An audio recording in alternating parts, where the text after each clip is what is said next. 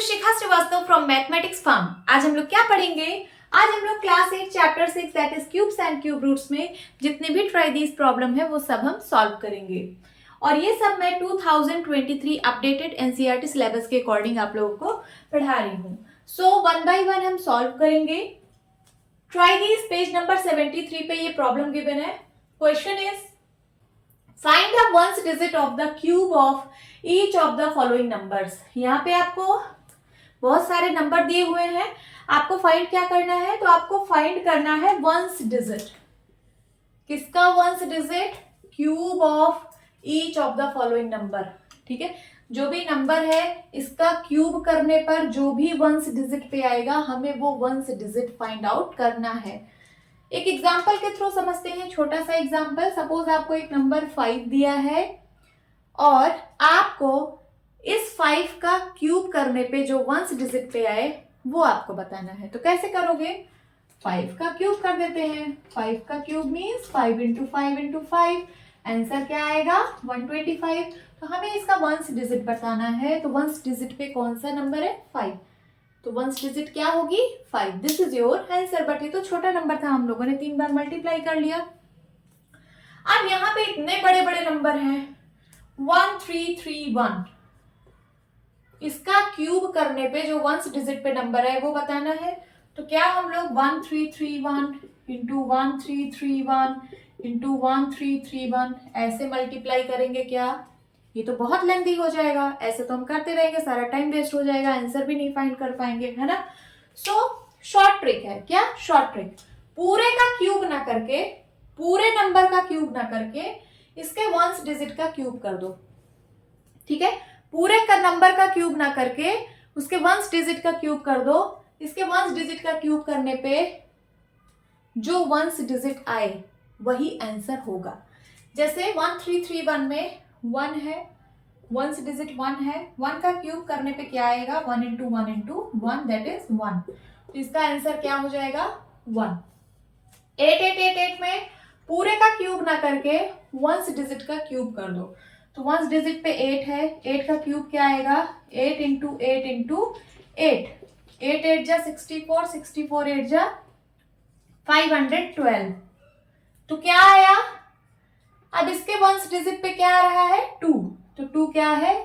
Answer है। उसी तरीके से 149 पूरे का क्यूब ना करके वंस डिजिट का क्यूब कर दो। तो 9 का क्यूब 9 इंटू 9 इंटू 9, 9 9 जा 81, 81 9 जा 729। तो इसका वंस डिजिट आंसर होगा। वंस डिजिट पे क्या आ रहा है? 9। 9 इज योर आंसर। उसी तरीके से 1005 पूरे का क्यूब ना करके वंस डिजिट का क्यूब करो। वंस डिजिट पे 5 है, 5 का क्यूब 125। तो वंस प्लेस पे क्या आएगा? 5।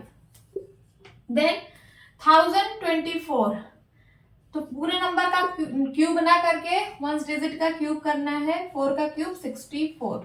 तो इसका वंस डिजिट क्या आया? 4।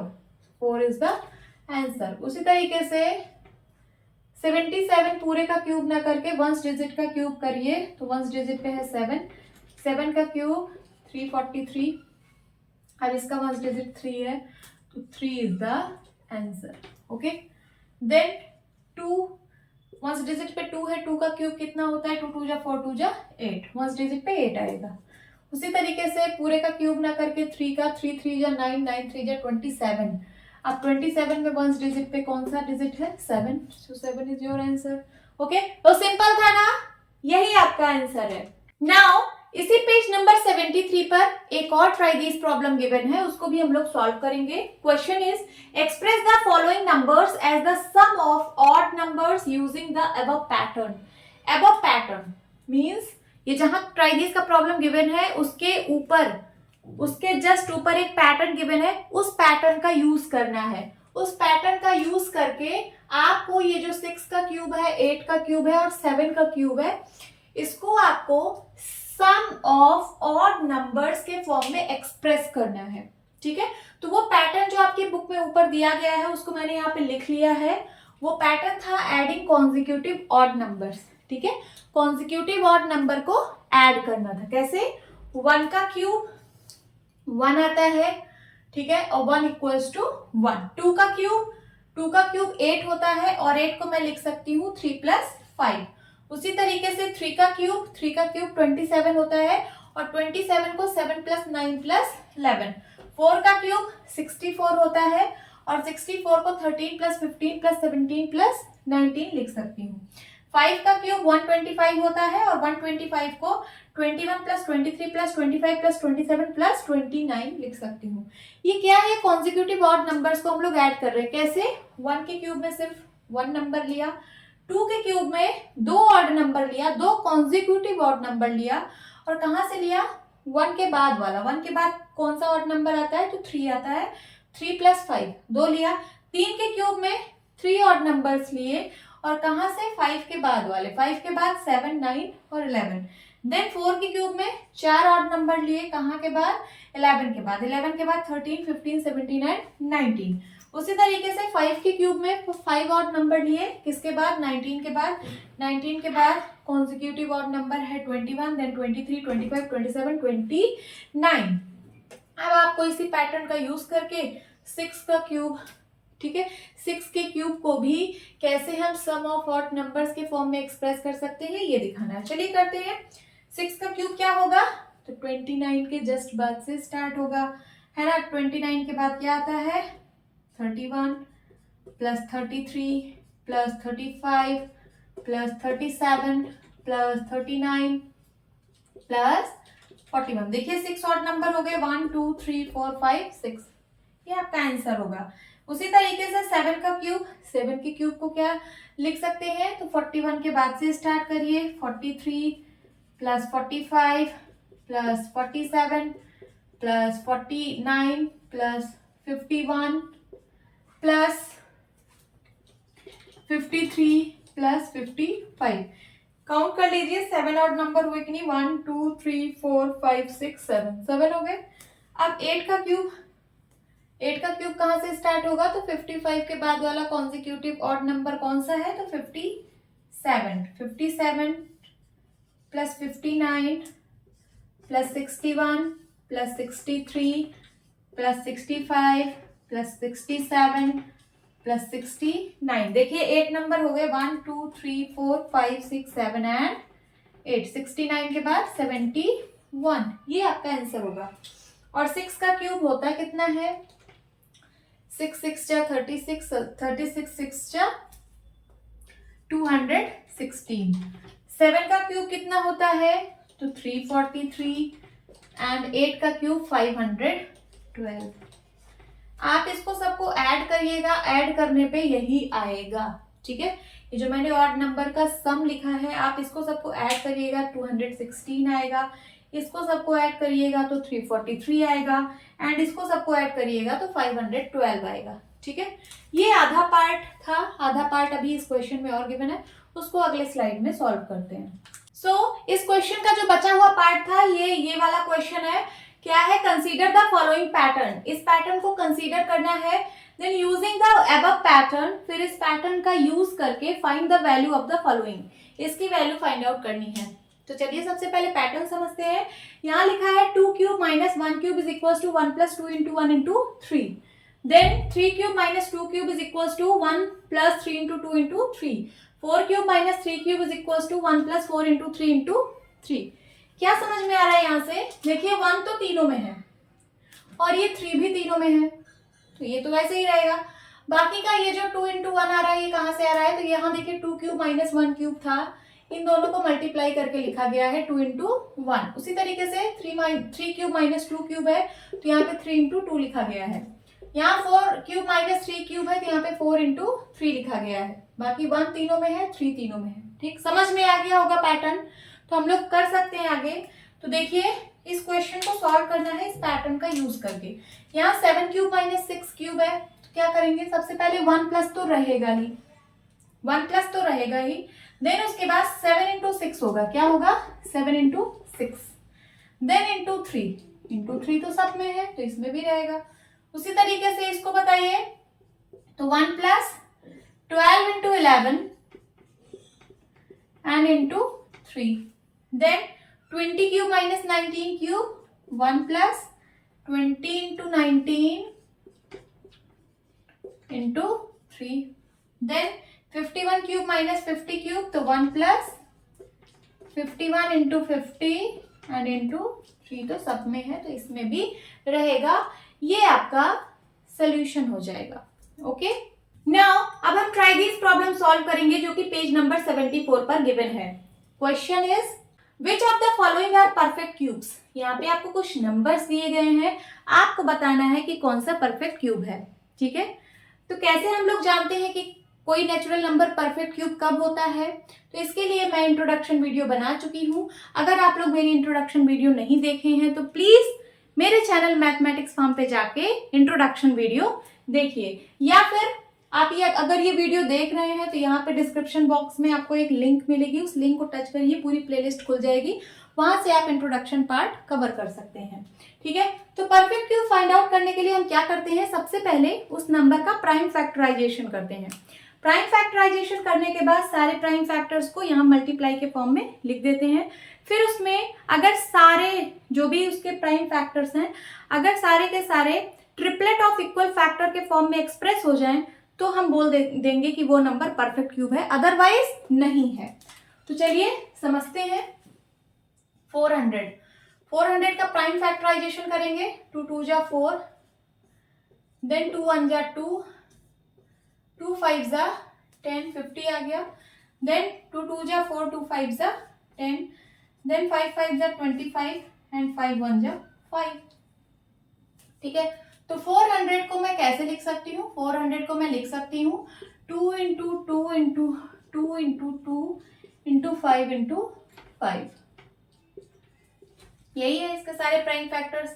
1 2 3 4, 4 बार 2 है और 2 बार 5 है।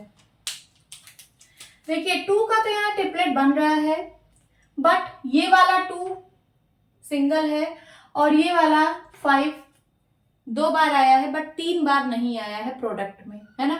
तो ना तो इसका ट्रिपलेट बन रहा है और ना ही इसका ट्रिपलेट बन रहा है।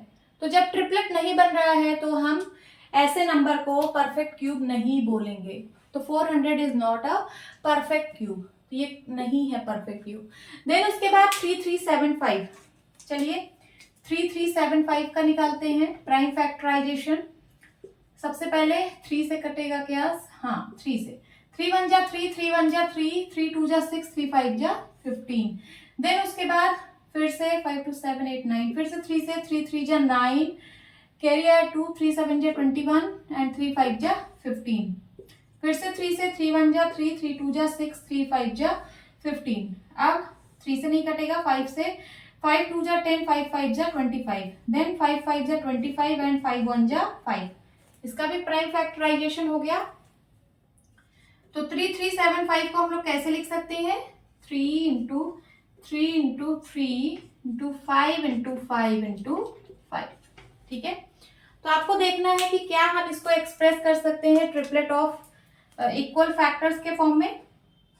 ये देखिए 3 का ट्रिपलेट बन गया और 5 का भी ट्रिपलेट बन गया। यस, इसको मैंने एक्सप्रेस कर लिया ट्रिपलेट ऑफ इक्वल फैक्टर के फॉर्म में, product of triplet of equal factor के फॉर्म में एक्सप्रेस कर दिया। सो ये नंबर क्या है, परफेक्ट क्यूब है।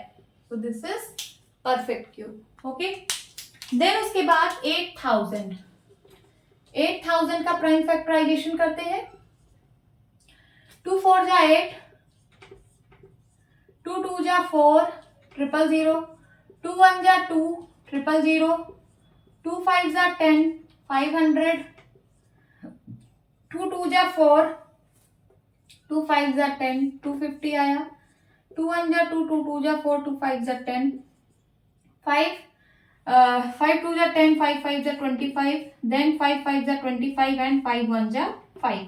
हो गया प्राइम फैक्टराइजेशन। तो 8000 को क्या लिख सकते हैं, यहां मैं लिखती हूँ 8000 is equals to 2 into 2 into 2 एक बार, देन 2 इंटू 2 इंटू 2,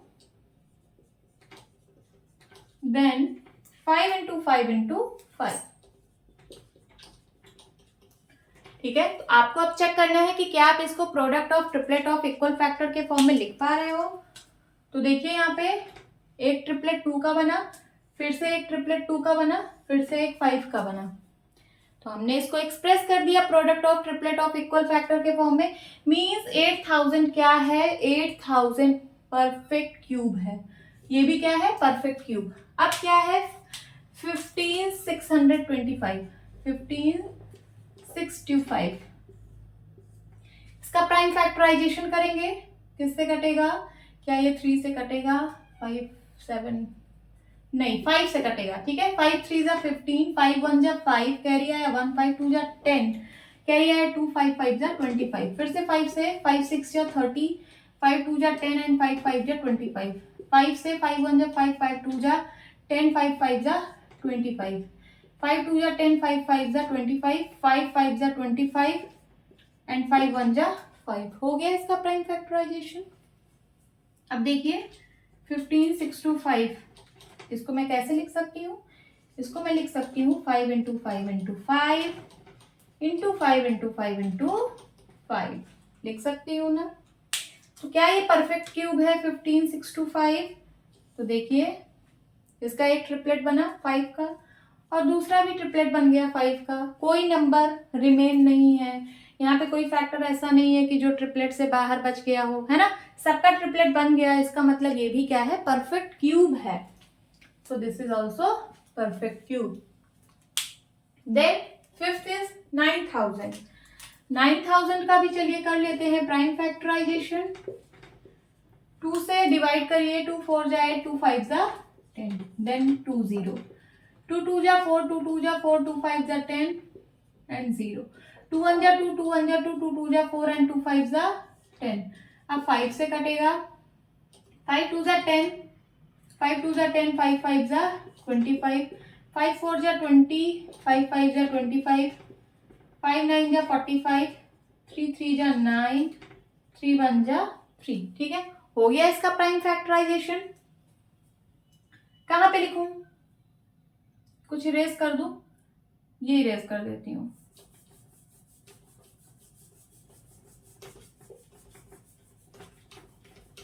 तो देखिए 9000 को मैं लिख सकती हूँ 2 into 2 into 2 into 5 into 5 into 5 into 3 into 3। तो क्या ये 9000 परफेक्ट क्यूब है? तो देखिए यहाँ पे इसका ट्रिपलेट बन गया 2 का, 5 का भी ट्रिपलेट बन गया, बट 3 का ट्रिपलेट नहीं बन पाया। देखिए सिर्फ 2 बार ही 3 प्रोडक्ट में है, 3 बार नहीं है, तो ट्रिपलेट इसका नहीं बन पाया। ये फैक्टर ट्रिपलेट से रिमेन रह गया, मीन्स 2 ट्रिपलेट तो बना बट ये रह गया, इसका ट्रिपलेट नहीं बन पाया। तो ये क्या है, 9000 परफेक्ट क्यूब नहीं है। समझ में आया? अब इसका निकालेंगे 6859 का। 6859, अब इसको चेक करेंगे क्या एक परफेक्ट क्यूब है कि नहीं है। ठीक है, प्राइम फैक्टराइजेशन करेंगे, ये किससे डिवाइड होगा, तो ये नंबर ना 3 से डिवाइड होगा, ना 5 से, ना 7 से, ना 11 से, है ना 15 से, ना 17 से, ये सीधे 19 से डिवाइड होगा। ये ऐसा नंबर है जो सीधे 19 से डिवाइड होगा। 19 3 जा 57, कैरी आया 57 के बाद 58 59 60 एंड 8 8 3 11, 11 कैरी आया, बन गया क्या 115। 19 6 जा 114, कैरी आया 1, बन गया 19, 19 1 जा 19। फिर से ये 19 से डिविजिबल है, ठीक है, तो 19 से डिवाइड करिए, 19 19 1 जा 19, कैरी आया 17, 171 आया, है ना, तो 19 9 जा 171। फिर से 19 से कटेगा, 19 1 जा 19। तो मैंने इसका प्राइम फैक्टराइजेशन कर लिया। 6859 को मैं लिख सकती हूँ 19 इंटू 19 इंटू 19। ठीक है, तो आपको देखना है कि क्या मैं इसको product of triplet of equal factor के फॉर्म में एक्सप्रेस कर पा रही हूँ। सो यस, मैंने इसको ट्रिपलेट के फॉर्म में एक्सप्रेस कर दिया। सो this is perfect cube. Now 2025, अब इसको चेक करेंगे क्या ये परफेक्ट क्यूब है कि नहीं। सबसे पहले प्राइम फैक्टराइजेशन, 3 से डिविजिबल है, 3 6 जा 18, कैरी आया 2, बन गया 22, 3 7 जा 21, कैरी आया 1, बन गया 15, 3 5 जा 15। फिर से 3 से 3 2 जा 6, 3 2 जा 6, 3 5 जा 15। फिर से 3 से 3 7 जा 21, 3 5 जा 15। फिर से 3 से 3 2 जा 6, 3 5 जा 15, देन 5 से 5 5 जा 25 एंड देन 5 1 जा 5। हो गया प्राइम फैक्टराइजेशन। तो 2025 को कैसे एक्सप्रेस कर सकते हैं? 3 into 3 into 3 into 3 into 5 into 5, 3 into 3 into 5 into 5 ऐसे लिख सकते हैं। तो क्या मैं इसको product of triplet of equal factor के फॉर्म में एक्सप्रेस कर पा रही हूँ? देखिए इसका ट्रिपलेट तो बन गया, बट ये 3 बच गया और ये 2 5, इसका ट्रिपलेट नहीं बन पाया। सो इसका ट्रिपलेट नहीं बन पा रहा है, इसका मतलब ये परफेक्ट क्यूब नहीं है। अब लास्ट नंबर 10648, 10648 इसको भी चेक करेंगे कि ये परफेक्ट क्यूब है कि नहीं। सबसे पहले प्राइम फैक्टराइजेशन, 2 5 जा 10, 2 3 जा 6, 2 2 जा 4, 2 4 जा 8, 2 2 जा 4, 2 6 जा 12, 2 6 जा 12, 2 2 जा 4, 2 1 जा 2, 2 3 जा 6, 2 3 जा 6 एंड 2 1 जा 2। अब 13 31 ये 11 से डिविजिबल है, 11 1 जा 11, कैरी आया 2, बन गया 23, 11 2 जा 22, कैरी आया 1, बन गया 11, 11 1 जा 11, 11 1 जा 11 एंड 11 1 जा 11, फिर से 11 से 11 1 जा 11, इसका भी हो गया। तो 10648 को मैं लिख सकती हूँ 2 into 2 into 2 into 11 into 11 into 11।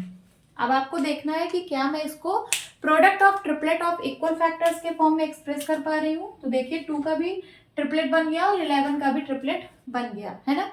तो मैंने एक्सप्रेस कर लिया। सो इसका मतलब है कि ये परफेक्ट क्यूब है। तो आपको बताना था कि कौन कौन सा परफेक्ट क्यूब है। तो सेकंड नंबर वाला परफेक्ट क्यूब है, देन थर्ड नंबर वाला परफेक्ट क्यूब है, फोर्थ नंबर परफेक्ट क्यूब है, फिफ्थ नहीं है, सिक्स्थ नंबर परफेक्ट क्यूब है एंड सेवेंथ नहीं है, फिर 8th नंबर परफेक्ट क्यूब है। This is your answer. Hope students आपकी क्लास अच्छी लगी होगी। मिलती हूँ अपनी नेक्स्ट वीडियो में, तब तक के लिए bye bye and take care.